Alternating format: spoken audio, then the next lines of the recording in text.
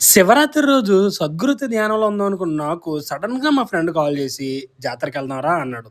హైదరాబాద్‌కు దగ్గరలో ఇంత మంచి జాతర అవుతదని నేను కూడా ఎక్స్‌పెక్ట్ చేయలేదు. ఈ ప్లేస్ ఎక్కడో మీకు తెలిసినట్టయితే కింద కామెంట్ చేయండి. తెలియని వాళ్ళు జస్ట్ ఓం నమ శివాయ అని కామెంట్ చేయండి. దేవుడి దగ్గరికెళ్ళిన మాకు దేవత లాంటి అమ్మాయి ఎదురొచ్చింది.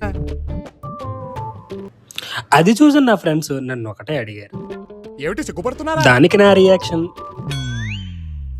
వీడి మొఖానికి సిగ్గు కూడా.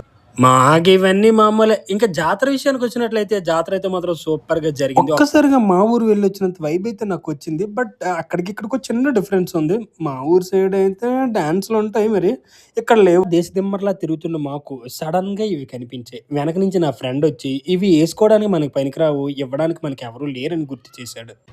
అది కూడా నిజమే కదా అని చెప్పేసి అక్కడి నుంచి అయితే వచ్చేసాం. చిన్నప్పటి నుంచి ఎప్పటికైనా షూటర్ అవ్వాలనే ఒక కోరిక ఉండేది. అది ఎలాగో నెరవేరలేదు కాబట్టి అట్‌లీస్ట్ ఈ జాతరలో బెలూన్స్ అయినా షూట్ చేయాలని ఒక గన్ తీసుకున్నాను. అది ఆడిన తర్వాత నాకొకటే అనిపించింది. చిన్నప్పుడు మనం షూటర్ అవ్వకపోవడం మంచిదయింది. ఇంకా ఈ చిన్న పిల్లల ఆటలన్నీ చాలని చెప్పి ఏదైనా క్రేజీగా చేయాలని మా వాళ్ళందరినీ కన్విన్స్ చేసి జెయింట్ వీల్ ఎక్కించడానికి ఒప్పించా. అది తిరిగే స్పీడ్ చూస్తుంటే గాల్లో ప్రాణాలు గాల్లోనే పోయేటట్టు అనిపించింది.